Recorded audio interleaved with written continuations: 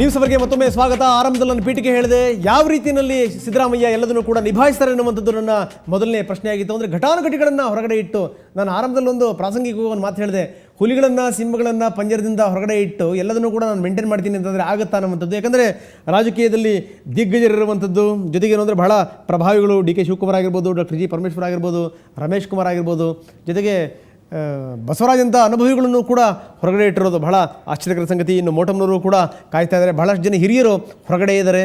ಏನು ನಡೀತಾ ಇದೆ ಅನ್ನೋದನ್ನು ಸೂಕ್ಷ್ಮವಾಗಿ ಪರಿಶೀಲಿಸ್ತಾ ಇದ್ದಾರೆ. ಅವ್ರಿಗೆ ಗೊತ್ತು, ಕಾಂಗ್ರೆಸ್ನಲ್ಲಿ ದನಿ ಎತ್ತಿದರೆ ಆಗೋದಿಲ್ಲ, ಎಲ್ಲದನ್ನು ಕೂಡ ಸೂಕ್ಷ್ಮವಾಗಿ ಅವಲೋಕಿಸಬೇಕು, ಪರಿಶೀಲಿಸಬೇಕು, ಸಮಯ ಸಂದರ್ಭ ಬಂದಾಗ ಮಾತ್ರ ಮಾತಾಡಬೇಕು ಅನ್ನುವಂಥದ್ದು. ಹೀಗಾಗಿ ಎಲ್ಲರೂ ಕೂಡ ಸುಮ್ಮನಿರುವಂಥದ್ದು. ಇದು ಬಹುಶಃ ಹಿರಿಯ ನಾಯಕರುಗಳಿಗೆ, ಜೊತೆಗೆ ಸಿದ್ದರಾಮಯ್ಯನವರಿಗೆ ಅರ್ಥ ಆಗುತ್ತಾ ಅನ್ನುವಂಥದ್ದು.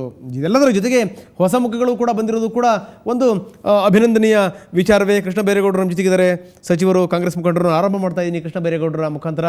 ಕೃಷ್ಣ ಬೈರೇಗೌಡರೇ, ಕಂಗ್ರ್ಯಾಚುಲೇಷನ್ಸ್ ನಿಮಗೆ ಸಚಿವರಾಗಿದ್ದಕ್ಕೆ ಮೊದಲು. ಧನ್ಯವಾದಗಳು. ಓಕೆ, ನನ್ನ ಸಬ್ಜೆಕ್ಟ್ ಬಗ್ಗೆ ಮಾತಾಡ್ತಾ ಇದ್ದೆ. ಯಾಕೋ ಒಂದು ಕಡೆಗೆ ಸಿದ್ದರಾಮಯ್ಯನವರು ಇವತ್ತು ಸುತ್ತೂರು ಮಠದಲ್ಲಿ ಮಾತಾಡ್ತಾ ಯೂ-ಟರ್ನ್ ತೆಗೆದುಕೊಂಡಿದ್ದಾರೆ. ಮಠಮಾನ್ಯಗಳಿಗೆ ಹಣ ಕೊಡಲ್ಲ ಅಂತ ಹೇಳಿದಂಥ ಸಿದ್ದರಾಮಯ್ಯನವರು ಕೇಳಿದ್ರೆ ಕೊಡೋದ್ರಲ್ಲಿ ತಪ್ಪೇನಿದೆ ಅನ್ನುವಂಥ ಮಾತಾಡಿರುವಂಥದ್ದೊಂದು. ಜೊತೆಗೇನು ಅಂದರೆ ಘಟಾನುಘಟಿಗಳನ್ನು ಸಂಪುಟದಿಂದ ಹೊರಗಡೆ ಇಟ್ಟು ಸಿದ್ದರಾಮಯ್ಯನವರು ಅಷ್ಟು ಸುಲಭವಾಗಿ ಎಲ್ಲ ಆಡಳಿತ ಮಾಡ್ಕೊಂಡು ಹೋಗ್ಲಿಕ್ಕೆ ಸಾಧ್ಯನಾ ಅಂತ. ರಂಗನಾಥ್ ಅವರು, ಅನೇಕ ಹಿರಿಯರು ಈ ಬಾರಿ ಕಾಂಗ್ರೆಸ್ ಪಕ್ಷದಿಂದ ಆರಿಸಿ ಬಂದಿದ್ದಾರೆ. ಅನೇಕ ಅವಧಿಗಳಿಗೆ ಅವರು ಶಾಸಕರಾಗಿ ಕೆಲಸ ಮಾಡಿದ್ದಾರೆ, ಸಚಿವರಾಗಿ ಕೆಲಸ ಮಾಡಿದ್ದಾರೆ. ಆದರೆ ಇವತ್ತಿನ ಒಂದು ಅನಿವಾರ್ಯ ಪರಿಸ್ಥಿತಿಯಲ್ಲಿ ಅವರಿಗೆ ಸಂಪುಟದಲ್ಲಿ ಅವಕಾಶ ಮಾಡಿಕೊಡ್ಲಿಕ್ಕೆ, ಜವಾಬ್ದಾರಿ ಕೊಡಲಿಕ್ಕೆ ಸಾಧ್ಯ ಆಗಿಲ್ಲ. ಅದರ ಜೊತೆಗೆ ಸಮಾಜದಲ್ಲಿನೂ ಸಹ ಒಂದು ಬಯಕೆ ಇದೆ, ಏನು ಒಂದು ಒಳ್ಳೆ ಸಮ್ಮಿಶ್ರ ಇರಬೇಕು, ಸಮಾಜದ ಎಲ್ಲ ವರ್ಗದ ಜನರಿಗೂ ಸಹ ಸಂಪುಟದಲ್ಲಿ ಅವಕಾಶ ಇರಬೇಕು, ಅದರಲ್ಲೂ ಯುವಕರಿಗೂ ಸಹ ಸಂಪುಟದಲ್ಲಿ ಅವಕಾಶ ಇರಬೇಕು ಅನ್ನುವ ಬಯಕೆ ಸಮಾಜದಲ್ಲಿ ಇರೋದ್ರಿಂದ ಸಮಾಜಕ್ಕೆ ಆ ಭಾವನೆಗಳಿಗೆ ಸ್ಪಂದಿಸುವ ಉದ್ದೇಶದಿಂದ ಇವತ್ತು ಕೆಲವರು ಹಿರಿಯರಿಗೆ ಅವಕಾಶ ಮಾಡಿಕೊಡ್ಲಿಕ್ಕೆ ಆಗಿಲ್ಲ. ಆದರೆ ಬಹುಶಃ ಮುಂದೆ ಇನ್ನೂ ಒಂದು 2 ವರ್ಷದಲ್ಲಿ ಅಥವಾ ಅವಕಾಶ ಬಂದಾಗ, ಸಮಯ ಬಂದಾಗ, ಸಂದರ್ಭ ನೋಡಿಕೊಂಡು ಬಹುಶಃ ಅವರಿಗೂ ಸಹ ಅವಕಾಶ ಸಿಕ್ಕಿದ್ರು ನಾವೇನು ಆಶ್ಚರ್ಯ ಪಡುವಂತ ವಿಚಾರ ಅಲ್ಲ. ಜೊತೆಗೆ ಇವತ್ತು ಕಾಂಗ್ರೆಸ್ ವರಿಷ್ಠರು ಏನೊಂದು ತೀರ್ಮಾನವನ್ನ ತೆಗೆದುಕೊಂಡಿದ್ದಾರೆ, ಕೆಲವರಿಗೆ ಅದರಿಂದ ಅನಾನುಕೂಲ ಆಗಿರ್ಬೋದು. ಆದರೂ ಸಹ ವರಿಷ್ಠರ ಒಂದು ತೀರ್ಮಾನಕ್ಕೆ ಎಲ್ಲ ಹಿರಿಯರು ಸಹ ಸಹಕಾರವನ್ನ ಕೊಡ್ತಾ ಇದ್ದಾರೆ. ಅದು ಒಂದು ರೀತಿ ಅವರ ದೊಡ್ಡ ಗುಣ ಅಂತ ನಾವು ಹೇಳ್ಬೋದು. ಒಟ್ಟಾರೆ ಅವರ ಸೇವೆಯನ್ನು ಸಹ ಸರ್ಕಾರದಲ್ಲಿ, ಪಕ್ಷದಲ್ಲಿ ಒಂದಲ್ಲ ಒಂದು ರೀತಿಯಲ್ಲಿ ಖಂಡಿತವಾಗಿ ಬಳಸಲಾಗುತ್ತದೆ. ಕೃಷ್ಣ ಬೈರೇಗೌಡರು, ನಾನು ನಿಮಗೆ ಒಂದು ಪ್ರಶ್ನೆ ಕೇಳಲಿಕ್ಕೆ ಇಷ್ಟಪಡ್ತೀನಿ. ಯಾವಾಗ ಹಾಗಾದರೆ ನಾಯಕರು ಒಳಗಡೆ ಬರುವಂಥದ್ದು? ತುಂಬ ಚೆನ್ನಾಗಿ ಗೊತ್ತಿದೆ, ಸಿದ್ದರಾಮಯ್ಯವ್ರಿಗೂ ಗೊತ್ತಿದೆ, ಕಾಂಗ್ರೆಸ್ ಹೈಕಮಾಂಡ್ಗೂ ಗೊತ್ತಿದೆ, ಯಾರ್ಯಾರ ಮೇಲೆ ಆರೋಪಗಳಿವೆಯೋ ಅವ್ರನ್ನ ಸದ್ಯಕ್ಕೆ ದೂರ ಇಡುವಂಥದ್ದು ಒಂದು. ಜೊತೆಗೇನು ಅಂದರೆ ಲೋಕಸಭಾ ಚುನಾವಣೆನ ಕಾಯ್ತಾ ಇದ್ದೀರಿ ನೀವುಗಳೆಲ್ಲ. ಲೋಕಸಭಾ ಚುನಾವಣೆ ಆದಮೇಲೆ ಯಾರ್ಯಾರು ಹೊರಗಡೆ ಇದ್ರೋ ಅವ್ರನ್ನೆಲ್ಲ ಒಳಗಡೆ ತಗೋಬೇಕು ಅನ್ನುವಂಥದ್ದು ಏನಾದರೂ ಲೆಕ್ಕಾಚಾರವಾ? ಇಲ್ಲ, ಆ ರೀತಿ ಯಾವುದೇ ಪೂರ್ವ ಯೋಜನೆ ಇಲ್ಲ ಅಂತ ನಾನು ಭಾವಿಸ್ಕೊಳ್ತೇನೆ. ಮತ್ತು ಬಹುಶಃ ಇನ್ನೂ 4 ಸ್ಥಾನಗಳು ಸಹ ಇನ್ನೂ ಖಾಲಿ ಇದಾವೆ ಸಂಪುಟದಲ್ಲಿ. ಬಹುಶಃ 4 ಸ್ಥಾನಗಳು ಭರ್ತಿ ಮಾಡೋದರ ಜೊತೆಗೆ ಸಮಯ ಬಂದಾಗ ಬಹುಶಃ 5 ವರ್ಷದ ಅವಧಿಯನ್ನ ನಾವು ಅವಲೋಕನ ಮಾಡಿದ್ರೆ ಎಲ್ಲೋ ಒಂದು ಕಡೆ ಆಗಾಗ ರೊಟೇಷನ್ ಆಗುವಂತಹದ್ದು ಸಹಜ. ಯಾವುದೇ ಸರ್ಕಾರ ಇದ್ರೂ ಸಹ 5 ವರ್ಷ ಒಂದೇ ಸಂಪುಟ ಇರೋದನ್ನ ನಾವು ನೋಡಿಲ್ಲ. ಬಹುಶಃ ಸಮಯ ಸಂದರ್ಭ ನೋಡಿಕೊಂಡು ಇತರರಿಗೂ ಸಹ ಅವಕಾಶ ಸಿಗಬಹುದು. ನಮಗೆ ಒಂದು ಅವಕಾಶ ಕೊಟ್ಟಿದ್ದಾರೆ, ನಮ್ಮ ಯುವಕರಿಗೆ. ನಾವು ಕೆಲಸ ಮಾಡಿ ತೋರಿಸಿದ್ರೆ ಬಹುಶಃ ನಮ್ಗೆ ಸಂಪುಟದಲ್ಲಿ ಇಟ್ಕೊಳ್ತಾರೆ. ನಾವು ಕೆಲಸ ಮಾಡ್ಲಿಕ್ಕೆ ವಿಫಲರಾದ್ರೆ ಬಹುಶಃ ಅಂತ ಸಂದರ್ಭದಲ್ಲಿ ಅನಿವಾರ್ಯವಾಗಿ ಬೇರೆಯವರಿಗೆ ಅವಕಾಶ ಪಕ್ಷ ಮಾಡಿಕೊಡ್ಬೇಕಾಗ್ತದೆ. ಎಲ್ಲವೂ ಸಹ ಇರ್ತವೆ. ಇದೊಂದು ಆರಂಭ ಅಷ್ಟೇ. ಇನ್ನು 5 ವರ್ಷದ ಬಹಳ ಉದ್ದದ ಇನ್ನಿಂಗ್ಸ್ ನಾವು ಆಡಬೇಕಾಗಿದೆ. ಖಂಡಿತವಾಗಿ ಯಾರು ಸಂಪುಟದಿಂದ ಹೊರಗೆ ಉಳಿದಿದ್ದಾರೆ ಅವರ ಸೇವೆ ಒಂದಲ್ಲ ಒಂದು ಸಂದರ್ಭದಲ್ಲಿ ಖಂಡಿತವಾಗಿ ಬೇಕಾಗ್ತದೆ ಅಂತ. ಖಂಡಿತವಾಗ್ಲೂ ಬೇಕೇ ಬೇಕಾಗುತ್ತೆ. ಕೃಷ್ಣ ಬೈರೇಗೌಡರೇ, ಒಂದು ಪಕ್ಷ ಅವರ ಸೇವೆಗೆ ಅವಕಾಶ ಕೊಡಲಿಲ್ಲ ಅಂದ್ರೆ ಅವ್ರು ಬಿಡಬೇಕಲ್ಲ ನಿಮ್ಮಗಳನ್ನ. ಅವ್ರು ಖಂಡಿತವಾಗ್ಲೂ ಪ್ರಯತ್ನ ಪಡ್ತಾನೆ ಇರ್ತಾರೆ. ಮತ್ತಷ್ಟು ನಿಮ್ಮ ಜೊತೆ ಚರ್ಚೆ ಮಾಡ್ತೀನಿ. ಬನ್ನಿ, ನಮ್ಮ ಜೊತೆಗೆ MB ಪಾಟೀಲ್ ಜಾಯ್ನ್ ಆಗಿದ್ದಾರೆ. ಸಚಿವರು, ಯುವಕರು, 4 ಸರಿ MLA ಆಗಿದ್ದಂಥವ್ರು, 1 ಸರಿ MP ಆಗಿದ್ದಂಥವ್ರು. ನಿಜಕ್ಕೂ ಅವರಿಗೆ ಈಗ ಒಂದಷ್ಟು ಗೌರವ ಸಿಕ್ಕಿದೆ ಪಕ್ಷದಲ್ಲಿ. ಪಾಟೀಲ್ರೆ, ಏನಂತಿರ್ತಾವೆ? ಇವತ್ತು ಕಾಂಗ್ರೆಸ್ ಪಕ್ಷ ನನಗೊಂದು ಅವಕಾಶ ಕೊಟ್ಟಿದೆ. ವಿಶೇಷವಾಗಿ ಹಿಂದುಳಿದ ಜಿಲ್ಲೆ ಆದಂಥ ಬಿಜಾಪುರ ಜಿಲ್ಲೆಗೆ ಪ್ರಾತಿನಿಧ್ಯ ಕೊಡೋ ಮುಖಾಂತರ ನಾನು 1999ರಲ್ಲಿ ನಾನು ಸಚಿವ ಆಗುವಂಥ ಅವಕಾಶ ಇತ್ತು. ಆ ಪಾರ್ಲಿಮೆಂಟ್ ಬಿಟ್ಟು ಬಂದು ನಾನು ಅಸೆಂಬ್ಲಿಗೆ ಸ್ಪರ್ಧೆ ಮಾಡಿದಾಗ ನಾನು ಸೋತ ಕಾರಣ ನಾನು ಅವಾಗ SM ಕೃಷ್ಣ ಅವರ ಸರ್ಕಾರದಲ್ಲಿ ಸಚಿವನಾಗಕ್ಕಾಗಲಿಲ್ಲ. ಬಟ್ ಇವತ್ತು ಶ್ರೀಮತಿ ಸೋನಿಯಾ ಗಾಂಧಿಯವರು, ರಾಹುಲ್ ಗಾಂಧೀಜಿಯವರು, ನಮ್ಮ ಕಾಂಗ್ರೆಸ್ ಪಕ್ಷದ ಹೈಕಮಾಂಡ್, ಮತ್ತು ಮುಖ್ಯಮಂತ್ರಿಗಳು ಮತ್ತು ನಮ್ಮ ಪಕ್ಷದ ಅಧ್ಯಕ್ಷ ಪರಮೇಶ್ವರ್ಜಿಯವರು ಎಲ್ಲ ಇನ್ನಿತರ ಹಿರಿಯ ನಾಯಕರು ನನಗೊಂದು ಅವಕಾಶ ಕೊಟ್ಟಿದ್ದಾರೆ. ಫೈನ್ ಸರ್, ನಿಮ್ಮ ಮೇಲೆ ಬಹಳಷ್ಟು ವಿಶ್ವಾಸ ಇಟ್ಕೊಂಡು ಅವಕಾಶ ಕೊಟ್ಟಿದ್ದಾರೆ. ಮಹತ್ವದ ಒಂದು ಖಾತೆಯನ್ನು ಕೂಡ ಇವತ್ತೊಂದು ದಿವಸ ಇರಿಗೇಷನ್ ನನಗೆ ಕೊಟ್ಟಿದ್ದಾರೆ, ನೀರಾವರಿಯನ್ನು. ಅದನ್ನು ನಾನು ಸಮರ್ಪಕವಾಗಿ ಇವತ್ತೊಂದು ದಿವಸ ನಿಭಾಯಿಸಿ ಇವತ್ತು ಕೃಷ್ಣ ಮತ್ತು ಕಾವೇರಿ ಎರಡೂ ನಮ್ಮ ಕಣ್ಣಿದ್ದ ಹಾಗೆ. ಈ ಎರಡೂ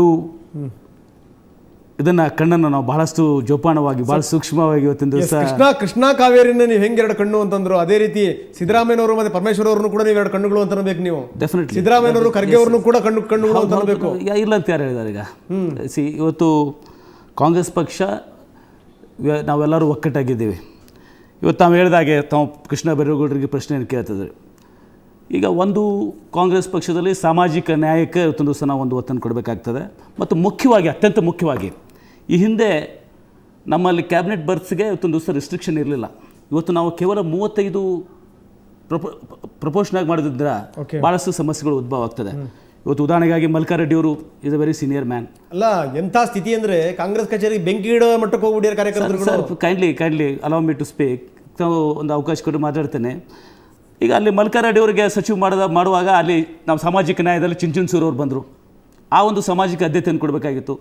ಈಗ ಘಟಾನುಘಟಿಗಳು ಹೊಳಗುಳಿದಿದ್ದಾರೆ ಅಂದರೆ ಅವ್ರನ್ನ ಪಕ್ಷ ಸಮರ್ಪಕವಾಗಿ ಉಪಯೋಗಿಸ್ತದೆ. ನಾಟ್ ನೆಸೆಸರಿಲಿ ನಾವು ಬರೀ ಮಂತ್ರಿಯಾಗಿ ಕೆಲಸ ಮಾಡಬೇಕಂತಿಲ್ಲ, ಪಕ್ಷದ ಇದರಲ್ಲಿನೂ ಕೂಡ ಇವತ್ತೊಂದು ದಿವಸ ನಾವು ಕೆಲಸ ಮಾಡಬೇಕಾಗ್ತದೆ. ಇವತ್ತು ನೀವು ಕೇಂದ್ರದಲ್ಲಿ ತಗೊಂಡ್ರೆ ಅನೇಕರು ಇವತ್ತೊಂದು ದಿವಸ ಮಂತ್ರಿಮಂಡಲ ಸ್ಥಾನದಲ್ಲಿ ಹೊರಗಡೆ ಉಳ್ಕೊಂಡು ಇವತ್ತು AICCಯಲ್ಲಿ ಇವತ್ತೊಂದು ದಿವಸ ಜನರಲ್ ಸೆಕ್ರೆಟರಿ ಆಗಿ ಅನೇಕರು ಕೆಲಸವನ್ನು ಇವತ್ತೊಂದು ದಿವಸ ಮಾಡ್ತಾ ಇದ್ದಾರೆ. ಆ ರೀತಿಯಲ್ಲಿ ಇವತ್ತೊಂದು ದಿವಸ ಇಲ್ಲಿನೂ ಕೂಡ ಕೆಲಸ ಮಾಡಬೇಕಾಗ್ತದೆ. ಮತ್ತು ಈ ಕ್ಯಾಬಿನೆಟ್ ನನ್ನ ಪ್ರಕಾರ ಇವತ್ತು ಇನ್ನೂ 4 ಸ್ಥಾನಗಳು ವೆಕೆಂಟ್ ಇದಾವೆ, ಖಾಲಿ ಇದಾವೆ. ಅದರಲ್ಲಿ 4 ಸ್ಥಾನಗಳಲ್ಲಿ ಇವತ್ತು ದಿವಸ ಸಾಕಷ್ಟು ಕಾಂಪೆನ್ಸೇಟ್ ಕೂಡ ಆಗ್ತದೆ ಅಂತ ಅಪ್ಲಿಕೇಶನ್ ಬೀಳ್ತಾ ಇದಾವೇನೋ. ಏನು ಸರ್, ಎಷ್ಟು ಅಪ್ಲಿಕೇಶನ್ ಬೀಳ್ತಾ ಇದಾವೇನೋ? 4ಕ್ಕೆ ಆಕ್ಚುಲಿ ಎಲ್ಲರಿಗೂ ಹಕ್ಕಿದೆ. ಹೇಳ್ತಿರುವಂತದ್ದು ಏನು ಅಂತಂದ್ರೆ ಒಂದಲ್ಲ ಒಂದು ಅವಕಾಶ ಸಿಗುತ್ತೆ. ಕೃಷ್ಣ ಬೈರೇಗೌಡರು ಹೇಳಿದಂತ ಮಾತನ್ನ ಹೇಳ್ತಾ ಇದ್ರಿ ನೀವು. ಡೆಫಿನೆಟ್ಲಿ. ಈಗ ಏನಾಗಿದೆ, ಈಗ ತಾವು ತಗೊಳ್ಳಿ, ಕೃಷ್ಣ ಬೈರೇಗೌಡರು, ದಿನೇಶ್ ಗುಂಡೂರಾವ್ ಇರ್ಬೋದು, UT ಖಾದರ್ ಇರ್ಬೋದು, ಸಂತೋಷ್ ಲಾಡ್ ಇರ್ಬೋದು, ಆಮೇಲೆ ನಮ್ಮ ಶರಣ್ ಪ್ರಕಾಶ್ ಪಾಟೀಲ್ ಇರ್ಬೋದು, ಹಿಂಗೆ ಅನೇಕರು ಯುವಕರಿಗೆ ಇವತ್ತೊಂದು ದಿವಸ ಅವಕಾಶ ಕೊಟ್ಟಿದ್ದಾರೆ. ನಿಜ. ಅದೇ ರೀತಿ HK ಪಾಟೀಲ್ ಇರ್ಬೋದು, ಜಾರ್ಜ್ ಅವರು ಇರ್ಬೋದು, ದೇಶಪಾಂಡೆ ಅವರು ಇರ್ಬೋದು, ನಮ್ಮ ರಾಮಲಿಂಗಾರೆಡ್ಡಿ ಅವರು ಇರ್ಬೋದು, ಅನೇಕರು ಹಿರಿಯರಿಗೂ ಕೂಡ ಅಲ್ಲಿ ಅವಕಾಶ ಇದೆ. ಮಿಕ್ಸ್ ಬ್ಲೆಂಡ್ ಇದೆ ಇವತ್ತೊಂದು ದಿವಸ. ಓಕೆ, ಸೊ ಏನೇ ಅಸಮಾಧಾನ ಇದ್ರೂ ಸರಿ ಆಗ್ತವೆ ಅಂತಿರ್ತಾವೆ. ಫೈನ್ ಸರ್, ಎರಡೇ ತಮ್ಮ ಸರ್ದಿ ಏನಂತೀರಿ? ಈಗ ಹೊಸ ಸರ್ಕಾರ ಬಂದ ಮೇಲೆ ಸಿದ್ದರಾಮಯ್ಯನವರು 3-4 ದಶಕಗಳ ಕಾಲ ಅನುಭವ ಇರುವಂಥವ್ರು. ಅದರಲ್ಲಿ ಭಾಳ ಹಿಂದಿನ ಸಂಪ್ರದಾಯ, ವಿಧಾನ ಪರಿಷತ್ತಿನ ಮೇಲ್ಮನೆಗೂ ಸಹಿತ ಅವರು ಒಂದು ಮಂತ್ರಿಯನ್ನು ಕೊಡುವಂಥ ಸಂಪ್ರದಾಯ ಹಿಂದಿನಿಂದಲೂ ಬಂದಿತ್ತು. ಇವತ್ತು ಹಿರಿಯರಾಗಿರುವಂಥ SR ಪಾಟೀಲ್ ಇರ್ಬೋದು, ವೀರಣ್ಣ ಮತ್ತಿಕಟ್ಟಿ ಇರ್ಬೋದು, ಮೋಟಮ್ನವ್ರು ಇರ್ಬೋದು, ಇನ್ನಿತರ ಸೀನಿಯರ್ಗೆ ಅವ್ರು 1-2 ಮಂತ್ರಿಮಂಡಲದಲ್ಲಿ ಸ್ಥಾನ ಕೊಟ್ಟಿದ್ದಾರೆ. ಅದರಲ್ಲಿನೋ ಒಂದು ಧ್ವನಿ ಎತ್ತಲಿಕ್ಕೆ ಅವಕಾಶ ಆಗ್ತಾ ಇತ್ತು. ಅದರಲ್ಲಿ ಏನೋ ಒಂದು ಎಡವಿದರು ಅನ್ನುವಂಥದ್ದು ನನ್ನ ಭಾವನೆ, ವೈಯಕ್ತಿಕವಾಗಿರುವಂಥ ಭಾವನೆ. ಹೆಚ್ಚು ಕಡಿಮೆ ಇನ್ನೂ ಸಾಕಷ್ಟು ಜನ ಹಿರಿಯರಿದ್ದಾರೆ ಈ ಕೆಳಮನೆಯಲ್ಲಿನೂ ಸಹಿತ. ನುರಿತಂಥವ್ರಿಗೇನು ಸಹಿತ ಇನ್ನೂ ಅವ್ರಿಗೆ ಒಳ್ಳೆಯ ಇಲಾಖೆಗಳನ್ನು ಕೊಟ್ಟು ಒಳ್ಳೆಯ ಕೆಲಸಗಳನ್ನು ಮಾಡುವಂಥದ್ದಕ್ಕೆ ಬೆನ್ನು ತಟ್ಟುವಂಥ ಕೆಲಸಗಳನ್ನು ಸನ್ಮಾನ್ಯ ಮುಖ್ಯಮಂತ್ರಿಗಳು ಮಾಡ್ಬೋದಾಗಿತ್ತು ಅಂತೇಳಿ ನನಗೆ ಅನಿಸ್ತಾ ಇದೆ. ಆದರೆ ಇನ್ನೂ ಸಮಯ ಇರೋದ್ರಿಂದ ನಾವು ಕಾದು ನೋಡಬೇಕಾಗ್ತದೆ. ಅವರಿಗೆ ಎಲ್ಲ ರೀತಿಯಿಂದನೂ ಎಲ್ಲರನ್ನೂ ವಿಶ್ವಾಸಕ್ಕೆ ತೆಗೆದುಕೊಂಡು ಹೋಗುವಂಥ ಶಕ್ತಿ ಸಿದ್ದರಾಮಯ್ಯವ್ರಿಗಿದೆ. ಅದನ್ನು ಮಾಡಬೇಕು. ಅವರು ಅದನ್ನೆಲ್ಲದಕ್ಕೆ ಬಿಟ್ಟು ಏಕಪಕ್ಷೀಯವಾಗಿ ಅವ್ರು ಏನಾದರೂ ನಿರ್ಧಾರಗಳನ್ನು ತೆಗೆದುಕೊಳ್ತಾ ಹೋದರೆ, ಯಾಕಂದ್ರೆ ನಾನು ಮೊನ್ನೆ ನೋಡ್ತಾ ಇದ್ದೆ, ಅವರು ಮುಖ್ಯಮಂತ್ರಿ ಆದ ತಕ್ಷಣವೇ ಅಂದಾಜು 4,000 ಕೋಟಿ ರೂಪಾಯಿಗಳಷ್ಟು ಒಂದು ಯೋಜನೆಗಳನ್ನು ಘೋಷಣೆ ಮಾಡಿದರು. ಅದಕ್ಕೆ ನಾನು ಸ್ವಾಗತ ಮಾಡ್ತೇನೆ. ಒಳ್ಳೆಯ ಯೋಜನೆಗಳು, ಅದು ಬಡವರಿಗಾಗಿ ಮುಟ್ಟುವಂಥದ್ದು. 1 ರೂಪಾಯಿ kg ಅಕ್ಕಿ 30 kg ಅಂತ ಕೊಡುವಂಥದ್ದು ಇರ್ಬೋದು. ಆದರೆ ಒಂದು ಸಂಪ್ರದಾಯ, ಯಾವುದೇ ಒಂದು ಪ್ರಮುಖ ನಿರ್ಧಾರಗಳನ್ನು ತೆಗೆದುಕೊಳ್ಳುವಾಗ ಕ್ಯಾಬಿನೆಟ್ದಲ್ಲಿ ಚರ್ಚೆ ಮಾಡಿ ಅದನ್ನೇ ಎಲ್ಲರನ್ನ ವಿಶ್ವಾಸಕ್ಕೆ ತೆಗೆದುಕೊಂಡು ಅವರೇ ಒಂದು ಮುಖ್ಯಮಂತ್ರಿಗಳಿಗೆ ಪರಮಾಧಿಕಾರಿ ಇರ್ತಾ ಇರೋದ್ರಿಂದ ಅವ್ರು ಘೋಷಣೆ ಮಾಡ್ಬೋದು. ಆದರೆ ಎಲ್ಲರ ವಿಶ್ವಾಸವನ್ನು ತೆಗೆದುಕೊಳ್ಳುವಂಥದ್ದು ಭಾಳ ಮುಖ್ಯ ಇರ್ತಾ ಇರೋದ್ರಿಂದ ಇದು ಎಲ್ಲಿಯೋ ಭಾಳ ಅನುಭವಿಗಳಾಗಿರುವಂಥ ಹಿರಿಯರಾದ ಸಿದ್ದರಾಮಯ್ಯನವರು ಎಡುತ್ತಾ ಇದ್ದಾರೆ ಅಂತ ಹೇಳಿ ಒಂದು ಮಾತನ್ನು ಹೇಳಿದ್ರಿ ನೀವು. ನಾವು ಕಾದು ನೋಡಬೇಕಿನ್ನು ಅಂತ. ಅವ್ರ ಹಿರಿಯರು ಕಾಯ್ತಾ ಇದ್ದಾರೆ, ಈ ಕಾಂಗ್ರೆಸ್ಸಿನ ಹಿರಿಯರು ಕಾಯ್ತಾ ಇದ್ದಾರೆ, ನೀವು ಕೂಡ ಕಾದು ನೋಡ್ತಾ ಇದ್ದೀರಿ. ಒಂದಲ್ಲ ಒಂದು ದಿವಸ ಎಡವುತ್ತಾರೆ ನೋಡೋಣ ಅಂತ ಹೇಳಿ ಅಂತ. ಅಲ್ಲ, ಅದು ಸ್ವಾಭಾವಿಕ. ಯಾಕಂದ್ರೆ ಇವತ್ತಿಗೆ ನಾವು ಇನ್ನೊಂದು ವಾರ ಆಗಿಲ್ಲ ಒಂದು ಮಂತ್ರಿಮಂಡಲ ರಚನೆ ಮಾಡಿ ನನಗೆ ಅವ್ರ ಬಗ್ಗೆ ಗೌರವ ಇದೆ. ಯಾಕಂದ್ರೆ 3-4 ದಶಕಗಳ ಕಾಲ ಅವರು ವಿರೋಧ ಪಕ್ಷದಲ್ಲಿದ್ದು 6-7 ಬಜೆಟ್ಗಳನ್ನು ಮಂಡನೆ ಮಾಡಿ ಎಲ್ಲ ಥರ ಮಾಡಿದ್ದಾರೆ. ಆದರೆ ಈ ಒಂದು ಕೆಲವೊಂದು ವಿಷಯದಲ್ಲಿ ಇನ್ನೂ ಮಂತ್ರಿಮಂಡಲ ರಚನೆ ಆಗೋದಕ್ಕಿಂತ ಪೂರ್ವದಲ್ಲೇ ಮತ್ತು ಅದಕ್ಕಿಂತ ಹೆಚ್ಚಾಗಿ Fine. ಪಿರಿಯಾಪಟ್ಟಣದಲ್ಲಿ ಚುನಾವಣೆ ನಡೀತಾ ಇದೆ. ಪಿರಿಯಾಪಟ್ಟಣದಲ್ಲಿ ಉಪಚುನಾವಣೆ ನಡೀತಾ ಇದ್ದಾಗ ನೀತಿ ಸಂಹಿತೆ ಜಾರಿಯಲ್ಲಿರುವಂತಹ ಸಂದರ್ಭದಲ್ಲಿ ಘೋಷಣೆ ಮಾಡಬಾರ್ದಾಗಿತ್ತು ಅನ್ನುವಂಥದ್ದು ನನ್ನ ವೈಯಕ್ತಿಕ ಅಭಿಪ್ರಾಯ. ಓಕೆ ಸರ್, ಮತ್ತಷ್ಟು ನಿಮ್ಗೆ ಇದು ಮಾಡ್ತೀನಿ. ಪ್ರಭಾಕರ್ ಈ ವಿಷಯದಲ್ಲಿ ಒಂದು ಕ್ಲಾರಿಫಿಕೇಶನ್ ಸರ್, ಬನ್ನಿ ನಾನು ತಗೋತೀನಿ. ಈ ವಿಷಯದಲ್ಲಿ ಖಂಡಿತ ನಿಮ್ಮಿಂದ ಶುರು ಮಾಡ್ತೀನಿ. ಪ್ರಭಾಕರ್, ಸಿದ್ದರಾಮಯ್ಯನವರ ಬಹಳ ದಿವಸಗಳ ಆಸೆ ಇವಾಗ ಈಡೇರಿದೆ, ಮುಖ್ಯಮಂತ್ರಿಗಳಾಗಿದ್ದಾರೆ. ಇನ್ನೂ ಒಂದು ವಾರ ಕೂಡ ಆಗಲಿಲ್ಲ. ನಿಜವಾಗ್ಲೂ ಕೂಡ ಕೆಲವು ಸ್ಟೆಪ್ಸ್ ಇಡಬೇಕಾದ್ರೆ ಕೂಡ ಎಷ್ಟೇ ಅನುಭವಗಳೇ ಆದರೂ ಕೂಡ ನಾನು ಮುಖ್ಯಮಂತ್ರಿ ಆದಾಗ ನನ್ನಿಂದ ಘೋಷಣೆ ಆಗಬೇಕು, ಅದು ಜನಕ್ಕೆ ರೀಚ್ ಆಗಬೇಕು, ಅದಕ್ಕೆ ಆವಾಗ ನನ್ನ ಬಗ್ಗೆ ನನ್ನ ಸರ್ಕಾರದ ಬಗ್ಗೆ ಒಂದು ಒಳ್ಳೆಯ ಭಾವನೆ ಬರ್ತದೆ ಅಂತಕ್ಕಂಥ ಒಬ್ಬ ಮುಖ್ಯಮಂತ್ರಿ ಆದನಿಗಿರ್ತಕ್ಕಂಥ ಆ ದಿಸೆಯಲ್ಲಿ ಅವರು ಮಾಡಿರ್ತಕ್ಕಂಥದ್ದು. ಈಗ ನೀವು ಯೂ ಟರ್ನ್ ಬಗ್ಗೆ ಈಗ ಮಾತಾಡಿದ್ರಿ, ಮಠಮಾನ್ಯಗಳ ಬಗ್ಗೆ ಮಾತಾಡಿದ್ರಿ. ಒಬ್ಬ ಮುಖ್ಯಮಂತ್ರಿ ಚೇರ್ ಬಹಳ ಕಷ್ಟದ ಕೆಲಸ ಅದು. ಅಲ್ಲ, ಹೋಲಿ ಸಿದ್ದರಾಮಯ್ಯನವರು ಮುಖ್ಯಮಂತ್ರಿ ಆಗಿರೋ ನಿಮಗೆ ಖುಷಿ ಆಗಿದೆ ಅಲ್ಲ ಹೇಳಿ, ಯಾಕಂದ್ರೆ ಅವ್ರದ್ದು ವಿಜಯ ಗೀತೆ, ನಿಮ್ಗಳದ್ದು ಶೋಕ ಗೀತೆ. ಸರ್, ಈಗ ಮುಖ್ಯಮಂತ್ರಿ ಜನ ಆಯ್ಕೆ ಮಾಡಿದ್ಮೇಲೆ ಅವ್ರನ್ನ ಅಕ್ಸೆಪ್ಟ್ ಮಾಡ್ಕೊಳ್ಳೇಬೇಕು. 121 ಜನ ಅವ್ರಿಗೆ ಶಾಸಕರೆಲ್ಲ ಮಾಡಿದ್ಮೇಲೆ ನಾವು ಒಪ್ಕೊಳ್ಳೇಬೇಕಲ್ಲ, ಅದನ್ನೇನು ಪ್ರಶ್ನೆ ಇಲ್ಲ. ವ್ಯಕ್ತಿಗತವಾಗಿ ನಾವು ಯಾರನ್ನೂ ಟೀಕೆ ಮಾಡ್ಲಿಕ್ಕೆ ಹೋಗ್ಲಿಕ್ಕೆ ನಾವು ತಯಾರಾಗಿಲ್ಲ. ಕೆಲಸ ಒಳ್ಳೇದು ಮಾಡಲಿ ಅಂತೀರಿ. ಕೆಲಸ ಒಳ್ಳೇದು ಮಾಡಲಿ, ನಾವು ಅದಕ್ಕೆ ಶುಭಾಶಯ ಕೋರ್ತೇವೆ. ಆದರೆ ತಪ್ಪು ಮಾಡಿದಾಗ ಇಲ್ಲ ನೀವು ಮಾಡ್ತಕ್ಕಂಥ ಸರಿ ಇಲ್ಲ ಅಂತ ವಿರೋಧ ಪಕ್ಷವಾಗಿ ನಾವು ಏನು ಕೆಲಸ ಮಾಡೋದು ಆ ಕೆಲಸ ಮಾಡೋಕ್ಕೆ ನಾವು ತಯಾರಾಗಿದ್ದೀವಿ, ಅದು ಮಾಡ್ತೇವೆ, ಅದು ವ್ಯಕ್ತಿಗತವಾಗಲ್ಲ. Yes sir. ಸೊ ಇದಕ್ಕೆ ಸಂಬಂಧಪಟ್ಟಾಗ ನಾನು ಮಾತಾಡ್ತೀನಿ ನಿಮ್ಮ ಜೊತೆಗೆ. ಅಶ್ವಿನ್, ತಾವೇನಂತೀರಿ ಸರ್? ಸಿದ್ದರಾಮಯ್ಯ ಅವರು ಈ ಪರ್ಟಿಕ್ಯುಲರ್ ಕ್ಯಾಬಿನೆಟ್ ನೋಡಿದ್ರೆ 2014 ಎಲೆಕ್ಷನ್ ಗಮನದಲ್ಲಿ ಇಟ್ಕೊಂಡೆ ಮಾಡಿದ್ದಾರೆ ಇದನ್ನು. ಎಂ ಪಿ ಚುನಾವಣೆ. ಅವರು ಒಂದು ಕ್ಲೀನ್ ಇಮೇಜು, ಒಂದು ಕ್ಲೀನ್ ಗೌರ್ಮೆಂಟ್ ಕೊಡೋಣ ಅಂತ. ಓಕೆ. ಬಟ್ ಹಂಗೆ ಅಂದ್ಬಿಟ್ಟು ನೀವು ಸೀನಿಯರ್ಸ್ನೆಲ್ಲ ಈಚೆ ಇಟ್ಟು ಅವರೆಲ್ಲ ಗೆದ್ದು ಬಂದಿರೋರು. ಕೆಲವು ಸೀನಿಯರ್ಸ್ ಯಾವ ಮಟ್ಟಕ್ಕೆ ಇದ್ದಾರೆ ಅಂದರೆ ಅವ್ರದ್ದೆಲ್ಲ ಲಾಸ್ಟ್ ಎಲೆಕ್ಷನ್ಸು. ಅವರೆಲ್ಲ ಮಂತ್ರಿ ನೋಡಿ, ಪಾಟೀಲ್ ಸಾಹೇಬ್ರು ಹೇಳ್ತಾಯಿದ್ರು ಮಂತ್ರಿ ಆದ್ರೇ ಕೆಲಸ ಮಾಡಬೇಕು. ಮಂತ್ರಿ ಆದಾಗೆ ಭಾಳ ಡಿಫ್ರೆನ್ಸ್ ಇದೆ. ಪಬ್ಲಿಕ್ ಒಪಿನಿಯನ್ ಬಿಲ್ಟಪ್ ಆಗುತ್ತೆ. ಆ ಜಿಲ್ಲೆಯಲ್ಲಿ ಕೆಲಸ ಮಾಡೋದಕ್ಕೆ ಆರ್ಡಿನರಿ MLA ಆದಾಗೆ it constrain to only a small limited area. Okay. ಅಂದರೆ ಈಗ ಅಂದರೆ ಘಟನಾಘಟಿಗಳನ್ನ ಹೊರಗಡೆ ಇಟ್ಟರು ಖಂಡಿತವಾಗಲೂ ಎಫೆಕ್ಟ್ ಆಗುತ್ತೆ ಅಂತಿರ್ತಾವೆ. ಡೆಫಿನೆಟ್ಲಿ ಎಫೆಕ್ಟ್ ಆಗುತ್ತೆ. ಆಮೇಲೆ 2014 ಆಮೇಲೆ ನೀವು ಅಸೆಂಬ್ಲಿಯಲ್ಲಿ ಅಪೋಸಿಷನ್ ವೀಕ್ ಆಗಿದೆ ಅನ್ಕೋಬೇಡಿ. It is a strong opposition. JDS is there, BJP is there. They totally come to around 90 to 95. They will, ಅವರೆಲ್ಲರೂ ವಾಚ್ ಮಾಡ್ತಾರೆ ಹೆಂಗೆ ನಡವಳಿಕೆ ಇದೆ. ಆಮೇಲೆ ಸೀನಿಯರ್ಸು ಸಿದ್ದರಾಮಯ್ಯ ಅವ್ರ ಜೊತೆಗೆ ಇದ್ರೆ ತಾನೇ ಅವ್ರನ್ನ ಡಿಫೆಂಡ್ ಮಾಡ್ಕೊಳ್ಳೋದು. ಸುಮ್ಮನೆ ಇದು ಬಿಟ್ರೆ ಅಸೆಂಬ್ಲಿ ಸುಮ್ಮನೆ ಇರ್ತಾರೆ. ಸೊ ನಿಮ್ಮ ಪ್ರಕಾರ ಅವ್ರು ಒಳಗಡೆ ತಗೊಳ್ಳಿ ಅಂತೀರಿ ನೀವು ಆದಷ್ಟು ಬೇಗ? ಒಳಗಡೆ ತಗೊಳ್ಳೇಬೇಕು. ಎಸ್ ಮತ್ತಷ್ಟು ನಿಮ್ಮ ಜೊತೆ ಚರ್ಚೆ ಮಾಡ್ತೀನಿ. ನಾನು ಕೃಷ್ಣ ಬೈರೇಗೌಡರಿಗೆ ಕೇಳ್ತೀನಿ. ಕೃಷ್ಣ ಬೈರೇಗೌಡ್ರೆ, ಅಂತೂ ನಿಮಗೆ ರಾಜ್ಯ ಸಚಿವರನ್ನಾಗಿ ನಿಮ್ಮನ್ನು ಸೀಮಿತ ಮಾಡಿಬಿಟ್ರು. ಯಾಕೆ ನಿಮಗೆ ಕ್ಯಾಬಿನೆಟ್ ರಾಜ್ಯ ಸಚಿವ ಸ್ಥಾನಮಾನ ಕೊಡಬಾರ್ದಾಗಿತ್ತು? ಯುವಕರಿದ್ರಿ, ಕೆಲಸ ಮಾಡುವಂಥ ಉತ್ಸಾಹ ಇತ್ತು.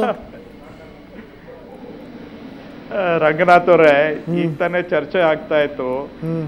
ಅನೇಕ ಹಿರಿಯರು ಹಾಗೂ ಯುವಕರು ಈಗ ಮಾತಾಡ್ತಾ ಇದ್ದವರು, ಈಗ ತಾನೇ ಮಾತಾಡಿದವರು ಬರೀ ಹಿರಿಯರ ಬಗ್ಗೆ ಉಲ್ಲೇಖ ಮಾಡಿದ್ರು. ಹಾಗಾದ್ರೆ ತಮ್ಮ ವಾದ ಏನು? ಯಾರು ಯುವಕರು ಸಂಪುಟದಲ್ಲಿ ಸಚಿವರಾಗಿ ಇರಬಾರ್ದು ಅನ್ನೋದ ತಮ್ಮ ವಾದ? ಇವತ್ತು ಎಲ್ಲರಿಗೂ ಸಮಾಜದಲ್ಲಿ ಏನು ಬಯಸ್ತಾರೆ, ಸಮಾಜದ ಎಲ್ಲ ವರ್ಗದ ಜನ ಸಂಪುಟದಲ್ಲಿ ಇರಬೇಕು ಅಂತ ಸಮಾಜ ಬಯಸುತ್ತೆ. ಜೊತೆಗೆ ಯುವಕರಿಗೂ ಸಹ ಅವಕಾಶ ಸಿಗಬೇಕು ಅನ್ನೋದು ಸಮಾಜದ ಕೂಗಾಗಿದೆ. ಆ ಕೂಗಿಗೆ ಸ್ಪಂದಿಸುವಂತ ಕೆಲಸವನ್ನ ಪಕ್ಷ ಮಾಡಿದೆ. ಹಾಗಾಗಿ ಒಂದು ಸಮತೋಲನವನ್ನ ಕಾಪಾಡಿಕೊಂಡಿದೆ ಸಂಪುಟ ರಚನೆ ಮಾಡ್ತಕ್ಕಂಥ ಸಂದರ್ಭದಲ್ಲಿ. ಇನ್ನು ವೈಯಕ್ತಿಕವಾಗಿ ತಾವೇನು ನನ್ನ ಬಗ್ಗೆ ಕೇಳಿದ್ರೆ, ಎಷ್ಟೋ ಜನ ನಿಜವಾಗಿ ಸಂಪುಟದಲ್ಲಿ ಇರಬೇಕಾಗಿರುವಂಥವ್ರು ಹೊರಗಡೆ ಇರುವಂಥ ಸಂದರ್ಭದಲ್ಲಿ ನಾನು ಕನಿಷ್ಠ ಒಬ್ಬ ರಾಜ್ಯ ಸಚಿವನಾಗಿ, ಅದು ಮಾನ್ಯ ಮುಖ್ಯಮಂತ್ರಿಗಳು ನಮಗೆಲ್ಲರಿಗೂ ಸಹ ಇಂಡಿಪೆಂಡೆಂಟ್ ಚಾರ್ಜ್ ಕೊಟ್ಟಿದ್ದಾರೆ, ಅಂದ್ರೆ ಸಂಪೂರ್ಣ ಸ್ವಾಯತ್ತತೆಯನ್ನ ಕೊಟ್ಟಿದ್ದಾರೆ. ನಮ್ಗೆ ಯಾರು ಬೇರೆ ಮಂತ್ರಿಗಳಿಗೆ ಅಟ್ಯಾಚ್ ಅಲ್ಲ ಕೃಷ್ಣ ಬೈರೇಗೌಡ್ರೆ, ಪ್ಲೇಟೋ ಒಂದ್ ಕಡೆ ಮಾತು ಹೇಳ್ತಾನೆ, ಚಿಕ್ಕ ವಯಸ್ಸಲ್ಲೇ ಬಹಳ ದೊಡ್ಡ ಜವಾಬ್ದಾರಿ ಕೊಡಬಾರ್ದು ಅಂತ. ಅದನ್ನೇನಾದ್ರೂ ಫಾಲೋ ಮಾಡ್ತಾ ಇದಾರೆ ನಿಮ್ಮ ನಾಯಕರು ಅಂತ ನಿಮ್ಮ ಮೇಲೆ? ಇಲ್ಲ, ಸರಿನೇ, ಅದು ತಪ್ಪೇನಿಲ್ಲ, ಅದು ತಪ್ಪೇನಿಲ್ಲ. ನಾನು ಮಾನ್ಯ ಮುಖ್ಯಮಂತ್ರಿಗಳು ತೆಗೆದುಕೊಂಡಿರೋ ತೀರ್ಮಾನವನ್ನ ಸ್ವಾಗತ ಮಾಡ್ತೇನೆ. ತಾವು ಹಿಂದೆ ಅವಲೋಕನ ಮಾಡಿ, ರಾಮಕೃಷ್ಣ ಹೆಗಡೆ ಅವರು ಮುಖ್ಯಮಂತ್ರಿ ಇದ್ದಾಗ, ದೇವರಾಜ ಅರಸರ ಕಾಲದಲ್ಲಿ ಯಾರು ಮುತ್ಸದ್ದಿ ನಾಯಕರಿದ್ರು ಅವರ ಕಾಲಗಳನ್ನ ನಾವು ಅವಲೋಕನ ಮಾಡಿದಾಗ, ರಾಜ್ಯ ಮಂತ್ರಿಗಳಾಗಿ ಅವರನ್ನ ತರಬೇತಿ ಕೊಟ್ಟು ತಯಾರು ಮಾಡಿ ಮುಂದಿನ ದಿನ ಅವರನ್ನ ಹೆಚ್ಚಿನ ಜವಾಬ್ದಾರಿಗೆ ಅಣಿ ಮಾಡ್ತಾ ಇರುವಂತಹದ್ದು ಒಂದು ರಾಜಕೀಯ ಸಂಪ್ರದಾಯ ಆಗಿರೋದ್ರಿಂದ, ಇವತ್ತೇನು ರಾಜ್ಯ ಮಂತ್ರಿಗಳನ್ನಾಗಿ ನಮ್ಗೆ ನೇಮಕ ಮಾಡಿದ್ದಾರೆ, ಅವರ ಆಲೋಚನೆ ಕ್ರಮಬದ್ಧವಾಗಿದೆ ಅಂತ ನಾನು ತಿಳ್ಕೊಂಡಿದ್ದೇನೆ. ಜೊತೆಗೆ ನಾನು ಆಗ್ಲೇ ಹೇಳ್ದಾಗೆ ಎಷ್ಟೋ ಜನ ಈ ಒಂದು ಸಂಪುಟದಿಂದ ಹೊರಗೆ ಇರ್ತಕ್ಕಂತ ಸಂದರ್ಭದಲ್ಲಿ ಕನಿಷ್ಠ ನಮ್ಮಂತವರಿಗೆ ಒಳಗೆ ಇದ್ದು ಕೆಲಸ ಮಾಡ್ತಕ್ಕಂತ Yes. ಹಾಗೂ ಸ್ವತಂತ್ರವಾಗಿ ಕೆಲಸ ಮಾಡ್ತಕ್ಕಂತ ಅವಕಾಶ ಕೊಟ್ಟಿರೋದನ್ನ ನಾನು ಸ್ವಾಗತ ಮಾಡ್ತೇನೆ. ಓಕೆ, ನಮ್ಮ ಪಾಲಿಗೆ ಬಂದಿರೋದಕ್ಕೆ ಸಂತೋಷ ಪಡಬೇಕೆ ಹೊರತು ನಮಗೆ ಅದು ಸಿಗ್ಲಿಲ್ಲ ಇದು ಸಿಗ್ಲಿಲ್ಲ ಅಂತ ನಾನಂತೂ ಅದರಲ್ಲಿ ದುಃಖವನ್ನ ಎಸ್ ಸರ್, ಬಹಳಷ್ಟು ನಿರೀಕ್ಷೆಗಳಿದೆ ನಿಮ್ಮಂತ ಯುವಕರ ಮೇಲೆ. ಯಾಕಂದ್ರೆ ಮುಂದೆ ನೀವು ಕಾಂಗ್ರೆಸ್ಗೆ ಬೆನ್ನೆಲುಬಾಗುವಂತವ್ರು, ತಮ್ಮಂತ ಯುವಕರು ನಿಮ್ಮಿಂದ ಬಹಳ ನಿರೀಕ್ಷೆಗಳಿದೆ. ಒಳ್ಳೆ ಕೆಲಸ ಮಾಡಿ ನೀವು. ಸೊ ಇದಕ್ಕೆ ಸಂಬಂಧಪಟ್ಟ ಹಾಗೆ ಇನ್ನಷ್ಟು ಚರ್ಚೆ ಮಾಡೋದಕ್ಕಿಂತ ಮೊದಲು ಒಂದು ಪುಟ್ಟ ವಿರಾಮ ತಗೊಳ್ತೀನಿ. ವಿರಾಮದ ನಂತರ ಮತ್ತೆ ಚರ್ಚೆನ ಮುಂದುವರಿಸೋಣ.